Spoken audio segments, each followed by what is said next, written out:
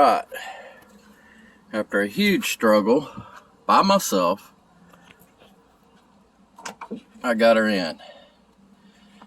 Fits just like she did before. The only thing different is the internal bracing and the second baffle. I don't know how many comments I had about, man, you need to add another baffle. Yeah, I knew that. I was just impatient and ran out of material. But anyway, I'm fixing to get my amps put back in. Got my two cab 22s in my cab M4. Fixing to slap them bad boys back in. Wire up the subs. And go beat up the black. Thank y'all for watching.